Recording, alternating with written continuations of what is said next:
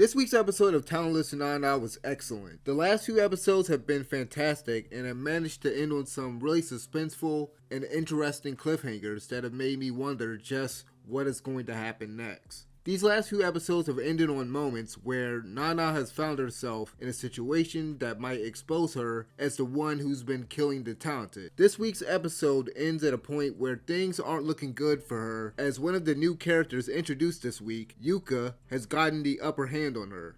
There are two main things I want to praise about this week's episode, and that is the writing and the new characters Shinji Kazuma and Yuka Sasaki. When I saw that this week's episode was titled Necromancer, my first thought was, okay, this is how they're gonna bring Nakajima back. I mean, a necromancer, bring people back from the dead.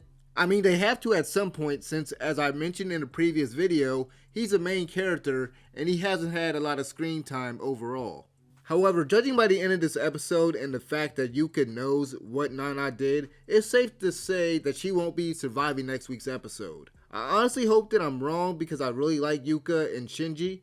The story behind these characters is a tragic one, and like Nana said, they aren't bad people. The fact that Yuka wants to continue to save people by masquerading as Shinji shows how much she admired his character. Yuka saw Shinji as a hero, and the references to Hulk and She-Hulk were very fitting. I love the way Loose Boy introduced these characters at the funeral. Kyoya is insistent on performing an autopsy on Tsunakichi to determine what happened to him, as he's not sold on the idea that he died of a heart attack. The moment the coffin popped open when Kyoya reached for it caught me off guard, and having Yuka secretly control both Tsunakichi and Shinji's corpses was cool. Of course, at this point in the episode, it is presented as if Shinji is controlling the corpse. Nana convinces Dumb not to use the corpse to find out what happened to Tsunakichi by pretending to hear his soul's thoughts. I love how quickly Nana is able to spin a narrative and find a way out of these unfavorable situations. Before the scene at the funeral at the very start of the episode, I was sure that Michiru was done for.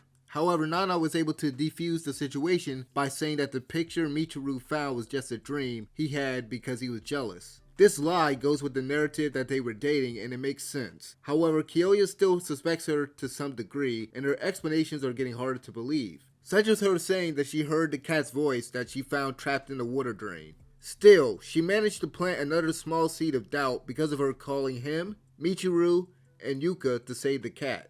Nana calls Yuka because she claimed to have super strength earlier in the episode. The twist that happens later on when Nana goes to kill Yuka was well executed and it makes total sense given what we're told about the couple. It is revealed that Yuka is the Necromancer and Shinji is the one with the super strength. Given Yuka's upbeat and friendly personality and the fact that Shinji's presented as an introvert, it's easy to believe the false claim Yuka made about their talents. The fact that Yuka was deceiving people in regards to her talent isn't out of the ordinary when you consider that most students still openly revealed their talents.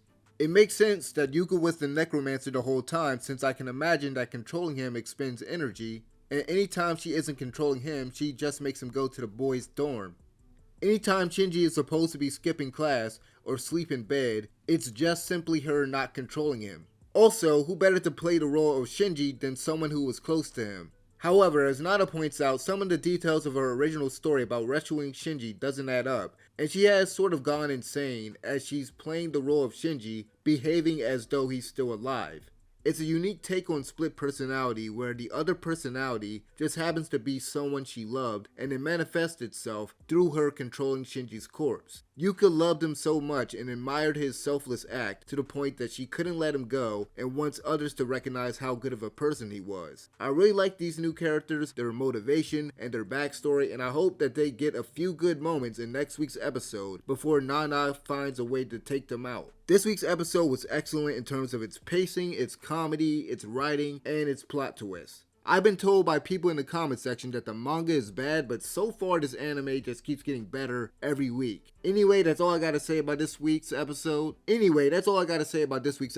Let me know what you guys think in the comment section below, and thank you guys for watching. I'm out of here. Peace.